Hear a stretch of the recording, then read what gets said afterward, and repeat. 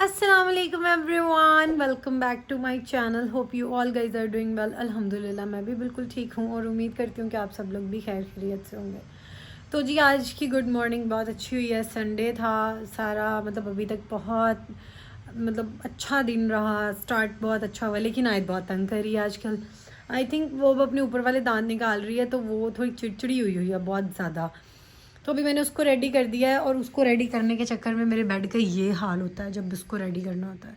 और मैंने भी उसको, और ये उसकी बास्केट है जिसमें से कपड़े निकाले हैं हमने और बहुत मैस मचा दिया पूरे रूम में। खैर इसको मैं निपटा लूँगी अभी इंशाल्लाह जल्दी। लेकिन बात करने का मकसद ये है कि आप लोगों को थंबनेल से भी पता चल गया होगा कि मैंने आज करनी है ईद की शॉपिंग। ईद की शॉपिंग मैं इतनी जल्दी इसलिए कर रही हूँ क्योंकि एक तो जेन्युइनली मैंने जो चीज़ ऑब्ज़र्व की है वो ये है कि जब आप शुरू शुरू में शॉपिंग कर लेते हो ना तो आपको अच्छी चीज़ें मिल जाती हैं। जब आप एंड पे जाके शॉपिंग करते हो ना गंद ही बच जाता है, कुछ नहीं मिलता। मेरे साथ एक दो दफ़ा इसी तरह हुआ है। तो इसीलिए मैं जा रही हूँ ईद की कुछ शॉपिंग करने और उसके साथ साथ जैसे वेदर चेंज हो रहा है तो मुझे गर्मियों की भी चीज़ें चाहिए थी, कपड़े वगैरह कुछ ख़रीदने थे। तो मैंने कहा क्यों ना अभी सारी शॉपिंग कर ली जाए।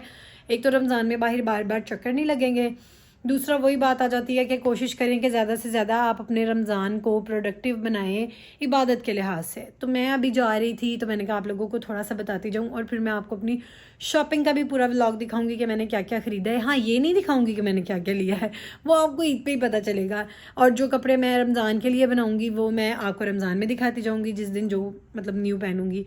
तो फटाफट से मेरे लिए थोड़ा छोटा सा गेट रेडी विद मी करते हैं जाने के लिए। मैं गेट रेडी विद मी की वीडियो पिक्चर नहीं बनाऊंगी, बस यूँ तैयार होके आई मैं। ओके जी, तो मैं हो गई हूँ रेडी और मैं जा रही हूँ कमरे के मेस को अपने टोटली इग्नोर करना है क्योंकि वो मैं आकर समेट लूँगी क्योंकि रहील नीचे खड़े हैं और आयत साहब ने बहुत तंग किया हुआ है।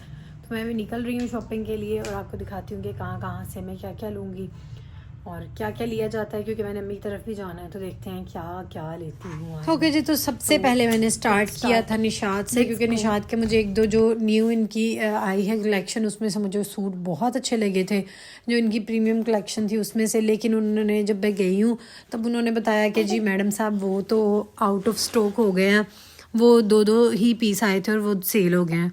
और यहाँ पर रहील मुझे अपना स्वेटर दे रहे थे क्योंकि मैं चली गई थी ऐसे ही उठ के क्योंकि घर पे सर्दी नहीं लग रही थी।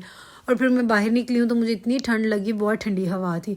फिर इन्होंने मुझे अपना स्वेटर दिया और फिर मैंने वो पहना और उसके बाद फिर हम लोग सीधा गए जे रोड पे। जे रोड पे भी अच्छे थे कपड़े, जितने अच्छे कपड़े थे उतने अच्छे उनके प्राइजेस नहीं थे, प्राइजेस बहुत ही ज़्यादा हाई थे। और फिर बस मेरा दिल टूट गया, मुझे अच्छा ही नहीं लग रहा था कहीं पर जाना। और कुछ मैं अपनी सिस्टर के बगैर मैं शॉपिंग नहीं कर सकती। मुझे आज ऐसा लगा क्योंकि आपके साथ एक बंदा लाजमी होना चाहिए जो कि आपको गाइड करे थोड़ा बहुत। और यहाँ पर रहील साहब को अपनी पड़ी हुई थी नीचे, फटाफट ये जेंट्स में घुस रहे थे कि मैं देख लूँ क्या मिल सकता है मुझे मेरे लिए। उसके बाद फिर हम गए अलकरम पे। अलकरम पे भी मुझे ऐसा कुछ अच्छा नहीं लगा, फिर मेरा बहुत दिल चाह रहा था भटूरे खाने का। फिर हम लोगों ने भटूरे खाए थोड़े से और उसके बाद फिर मैं घर आई। आके मैंने बनाना था चिकन की कढ़ाई बनानी थी, चिकन कोरमा बेसिकली बनाना था। और यहाँ पर मैंने सारी उसकी तैयारी करके रखी और यहाँ पर मैं बना रही थी चिकन कोरमा। और यहाँ पर हमने चिकन कोरमा अपना रेडी कर लिया था, मेरा चिकन कोरमा इन प्रोसेस था। यहाँ पर मैंने प्याज पहले उसको डाल के थोड़ा सा कर लिया था क्योंकि थोड़ा सा मसाला और ग्रेवी भी चाहिए थी। उसके बाद फिर मैंने चिकन को अच्छे से फ्राई किया लहसुन अदरक और प्याज के पेस्ट में। और उसके बाद फिर जो फाइनल मैंने step by step recipe record नहीं की क्योंकि मैं नहीं करती, क्योंकि मुझे पता है कि आप सब लोग बहुत सुगड़ हैं, सबको सब कुछ आता है। तो मैं अब ना जो एक तरीका होता है वो बंदा शेयर कर देता है, तो मेरा बस यही तरीका था। और उसके बाद फिर यहाँ पर मैंने सारे स्पाइसेस वगैरह ऐड कर दिए थे और उसको अच्छी तरह भून लिया था। और उसके बाद फिर मैंने दही ऐड कर दिया था थोड़ा सा। और उसके बाद फिर अगर आपको ग्रेवी चाहिए तो थोड़ी सी आप ग्रेवी बना लें उसकी। और यहाँ पर मेरा जो कोरमा था वो फ़ाइनल रेडी हो गया था और ये इसकी फ़ाइनल लुक थी। और ये बहुत मज़ेदार बना था क्योंकि थोड़ा सा हम लोग ग्रेवी बनाते हैं घर पर क्योंकि सब ने खाना होता है।